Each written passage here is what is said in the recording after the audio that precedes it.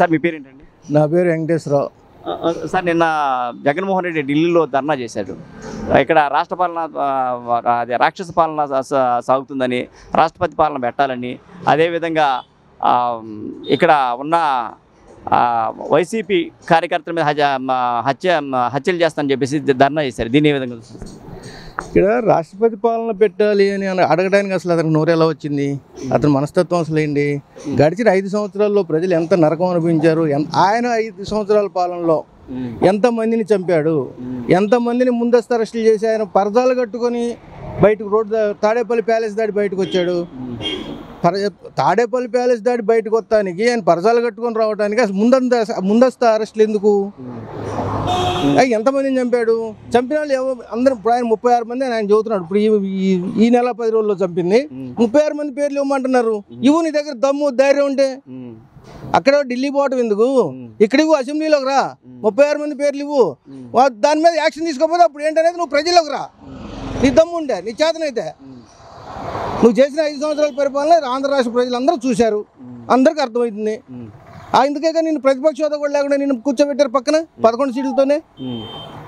So దీన్ని బట్టి ఏంటంటే తెలుసుకో, ఇప్పటికైనా తెలుసుకొని నడుచుకోవాల్సిన విధంగా నడుచుకుంటే ప్రజల్లో మమేకమయ్యే విధంగా, ప్రజల్లో నీ మీద అభిప్రాయం కలిగే విధంగా నువ్వు చేసుకో. వాళ్ళు తప్పు చేస్తే ప్రజల్లోకి వచ్చి తప్పు చేస్తున్నారని చెప్పుకో, ప్రజల్లో సానుభూతి పొందు. మళ్ళీ నువ్వు ఎలక్షన్ నాటికి నువ్వు కొంచెం మెరిట్ వచ్చేటట్టు చూసుకో.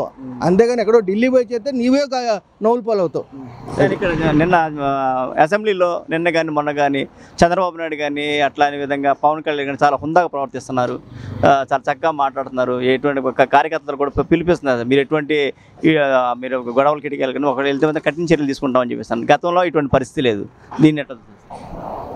ఇప్పుడు ప్రజాస్వామ్యం, రాజ్యాంగం తెలిసిన వ్యక్తులైతే ఆ విధంగా ఉంటుంది. ప్రజాస్వామ్యంతో నాకు పని లేదు, నేను రాజారెడ్డి రాజ్యాంగం నేను అమలు చేస్తాను, నాది రాజారెడ్డి రాజ్యాంగం అంటే ఇలాగ ఉంటుంది.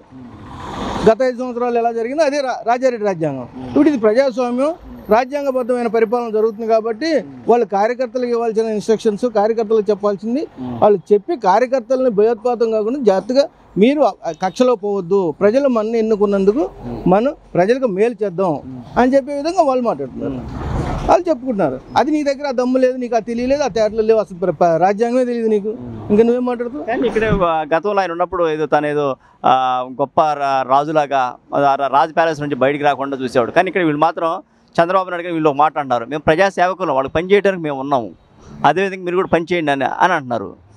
ఎందుకని ఈ వేరియేషను? అదే చెప్తున్నాను కదా, వీళ్ళు ప్రజల నుంచి ఎన్నుకోబడిన వాళ్ళు కాబట్టి ఆయన కూడా నాకేదో 151 సీట్ వచ్చేసింది, నేనే మోనార్కు, ప్రజల్లో నాకున్నంత సింపతి ఇంకా అసలు ఆ పార్టీకి లేదు. ప్రతిభ వై నాట్ 175 అన్నాడు కదా, మరి ఏమైపోయింది వై నాట్ 175? నీ ప్రజల్లో అంత సింపతి ఉంటే, అంత సానుభూతి ఉంటే ఏమైపోయింది నీది? నువ్వు చెప్పే విధంగా నువ్వు చేసే పని, నువ్వు నీ రాజ్యాంగబద్ధమైన పరిపాలన ఎక్కడ ఉంది?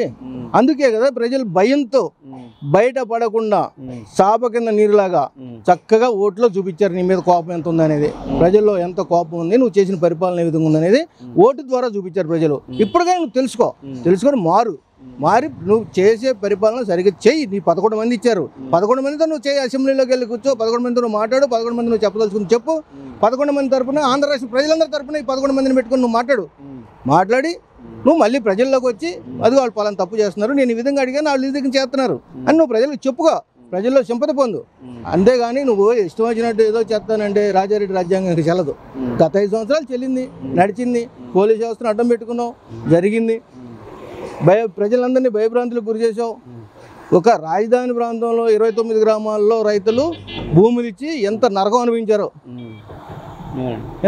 అనిపించారో కానీ చెప్పుకోలే. ప్రజాస్వామ్యం అనేది ఇక్కడ లేదంట, ఆంధ్రప్రదేశ్లో ప్రజాస్వామ్యం అనేది లేదు, కూని అయిపోయింది అంటున్నాడు. ఆయనకి 5 సంవత్సరాలు లేదు కాబట్టి ఆయనకు అదే కనపడుతుంది.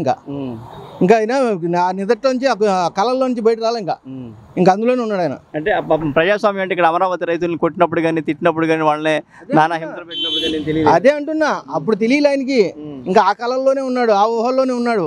ఇంకా ఆయనే ముఖ్యమంత్రి అనుకొని ఆ విధంగానే నడవాలనుకుంటున్నాడు. సో దాన్ని బట్టి ఏంటంటే ఆయన ఇంకా మేల్కొల్పాల్సిన పరిస్థితులు ఉన్నాయి జనం. అది సరే, ఓకే సార్, థ్యాంక్ యూ.